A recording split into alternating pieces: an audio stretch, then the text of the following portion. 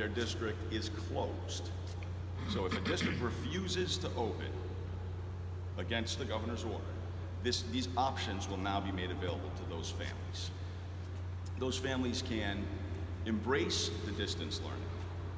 That's something that some families feel will work well with their children.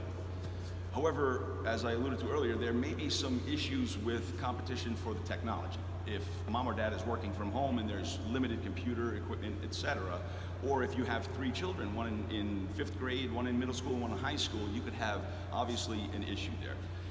We want to empower the parents in that scenario who embrace distance learning to be able to potentially purchase computers if they need them, the technological aspect of distance learning, and where their children start to fall behind or maybe struggling already, or additionally because of this, they should be able to hire additional help such as a tutor, and we're going to offer them a vehicle to do that. What we're proposing is our ESAs, basically the healthcare savings plans, but only for education. We all are familiar with those from our college 529s and from our healthcare savings accounts. These work much in the same way. The district that is closed would fund the ESA, and the parents would be able to draw from that money, although it would be under the guidance of RIDE and their parameters. So option 1, distance learning. If you need to purchase anything or if you need extra tutoring, you will get an ESA fund from your district that will offset those costs for you, so you're not bearing those costs yourself as a parent. Option 2 would be to send your child to another public school in the state that has the appropriate amount of space to accept more students.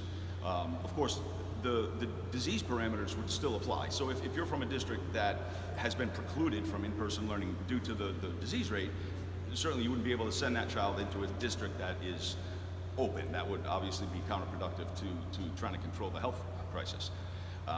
The child then would be able to get that in-person or that hybrid, whatever the district they choose is offering, and that need would be satisfied for that family. The third and final option, and certainly in my conversations with constituents, I have heard this repeatedly. A lot of families are embracing homeschooling. They had done a form of homeschooling this spring, and in some cases when the distance learning sort of went off the rails with their children, they fully embraced homeschooling, and many made the decision that until this is over, we will homeschool. So we want parents to be able to make that decision. I will homeschool. And homeschooling will require, RIDE has an entire documented process and standards, metrics, and criteria for those who choose to homeschool. That's already in place.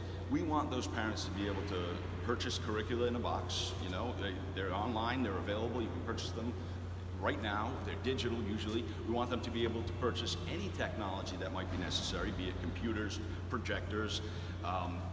We want them to be able to purchase crayons and pencils and paper and soccer balls for the physical activity, which is a requirement of homeschooling, etc. And the Rhode Island Department of Education would be able to determine how much would be allocated to the ESA for the families who chose the homeschooling option, because they know roughly what the requirements are, and they also know what the district can afford to part ways with as far as funds go. So to be clear on the funding end of it, the funding is coming from the district where the child would ordinarily go to school, and it's only if that district chooses not to open.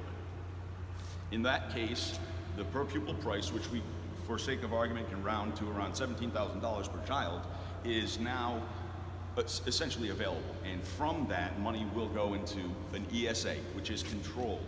It's like an EBT card. You can't just go out and buy Doritos and other superfluous items. You have to use it for appropriate purposes. So there's no room for abuse of funds. There's no room for any fraudulent transactions or anything of that nature. So far in conversation with parents and some community leaders, we've received some pretty strong support on this initiative, because there are parents who do feel very strongly that their child must have that social interaction. They must be in that school because they just aren't thriving in the distance learning environment. We also understand that a district that chooses not, or chooses to not open against the governor's orders, may be doing so because there are financial constraints. They have a lot of work to do to their school before they feel that they're ready to open up.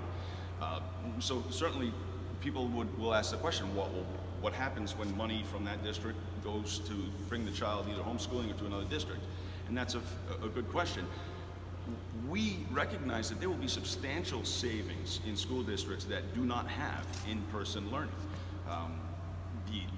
The lights aren't all going to be on. The janitorial services are going to be a fraction of what they were.